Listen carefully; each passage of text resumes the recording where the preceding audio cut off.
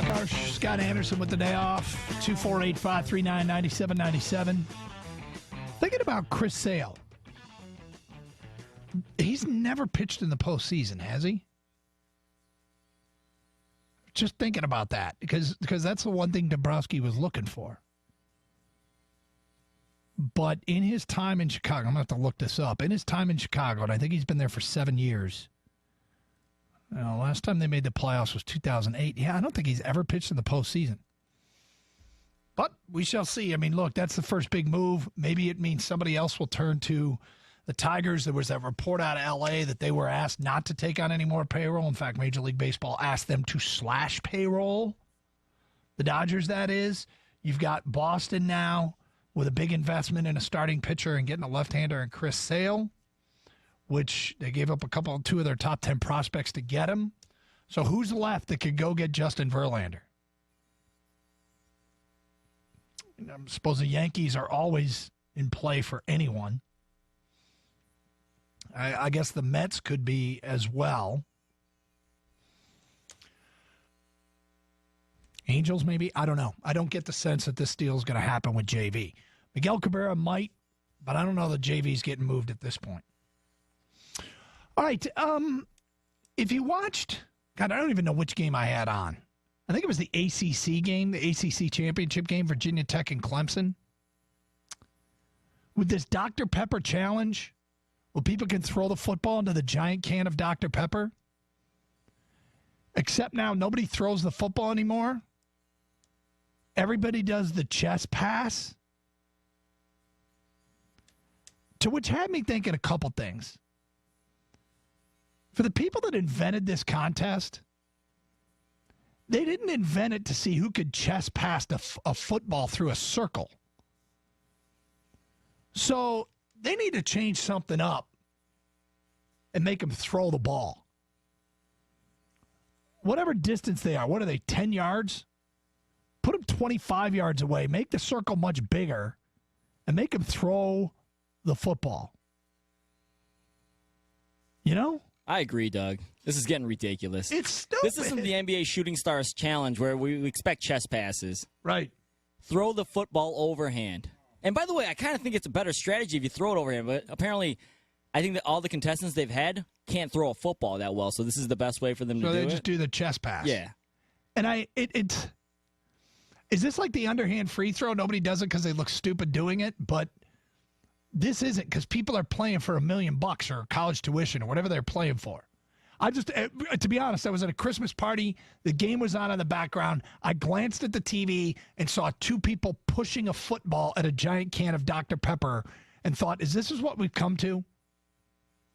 The people are like, you know what? This is the trick. Let's move them back and make them throw the damn football. The way a football is intended to be thrown.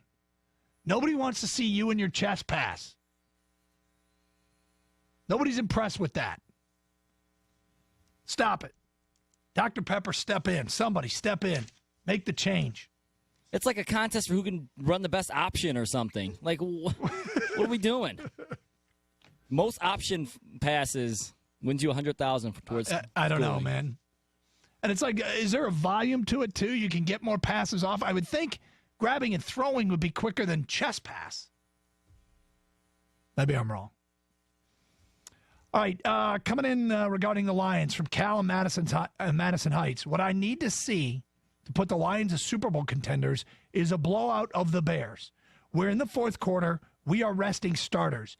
Every Super Bowl team has wins like this against a team they're supposed to beat. Also, when does the guy whose name isn't spoken until he plays supposed to be available to the media? Tomorrow, is it? Allegedly, those are the rumors, Doug. That player will speak tomorrow to the media. Okay. From Scott, the Tigers might be changing their offseason focus because they're realizing that other teams don't value their overpriced aging stars as much as they do. Next one. I have a theory. It goes hand in hand with the Pistons moving downtown. Now Ilitch Holdings is going to be collecting a lot more money during the season for the Pistons playing in their building. I think Mike Ilitch feels a little more comfortable now with the Tigers' position. That's from Brian. 248-539-9797. Ticket text 97136. Back to your open line calls. Sam is in Detroit. Hello, Sam. Hey, man, how you doing? What's up? Man, that's why I love this show. I was at work, and I went on my lunch break and turned you guys on right quick. And the first thing you said was the whole thing I was saying this weekend. They're not throwing that damn football in this challenge. I think I seen it on two different channels. It was one guy against a girl and then two guys against each other. Everybody was throwing the ball under. One guy had two balls in his hands at a time, throwing it underhand. I think first prize was $100,000 in tuition, and the second runner-up was like $20,000 for $100,000 and $20,000 in tuition. Somebody might want to throw the football. Well, look, if you have a contest where you're trying to get people to throw a football through a hoop, okay, that's cool, and maybe they like it because it's close because it brings in the non-athlete. But then just have them throw a basketball, have them throw a brick, have them throw something. But when you have a football, they should have to throw the football. Throw the football. And the hole was big as all outside, and even when they was underhanding it, they still was missing. I said, well, this contest ain't really worth me watching. I'm just watching the replay here from the SEC championship game of two guys chest passing the football through the hole. And it's 5 yards, by the way. It's 5 yards. It's not like the football's heavy. Right. It's a waste of time. I mean, give them the money, but throw the football. Well, here's another thing. Let's say that they're trying to include everyone, and so they say, we're going to do it 5 yards. If you're not athletic and, you look like you throw wrong-handed or whatever, then we'll set you up where you can win it. But then also have one that's like 15 yards where people have to step back and fire. Throw a football the way a football's meant to be thrown. The other great thing, did you also notice that there's like 4 referees standing around this thing? Like, what are they going to call intentional grounding? They're going to call pass interference on the can of Dr. Pepper? Why do we need referees for this? There's 5 of them, Doug. Is there 5? 2 on each side and 1 in the middle. What are they doing? False start? I saw there's a tweet up here that says Ryan Fitzpatrick and Brock Osweiler took time out of their busy schedules to compete against each other in the Dr. Pepper Challenge. I mean, Jeff Garcia could get it over 5 yards, couldn't he have done? Yeah. Let's go to Dave in Monroe. You're next. Hi, Dave. Hi. Hey. Hi. Great show, guys. I Thank listen to you every day while I'm in Detroit. We do appreciate it.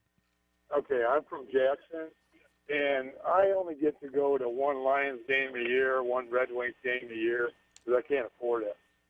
Anyway, what I want to say is first the Lions have got to beat the Bears, and then we go from there. We don't go any farther than that. First, we do one game at a time.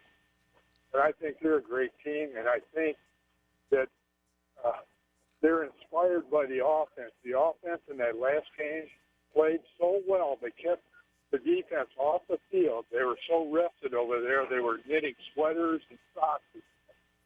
They were so rested. And when your offense plays that way, they are inspired, the defense, when they go on the field.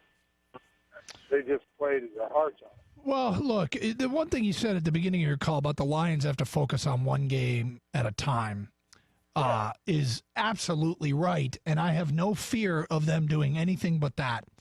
I'm going to give Jim Caldwell credit. Dave, one thing that the Lions used to do is talk a lot, and they got criticized for it. All the Lions are always talking. There's always talk out of the Lions. Lions are always talking about what they're going to do. I haven't heard any of that talk. If I have, if it's existed, I missed it. And it's because Jim Caldwell, the head coach, doesn't allow for it.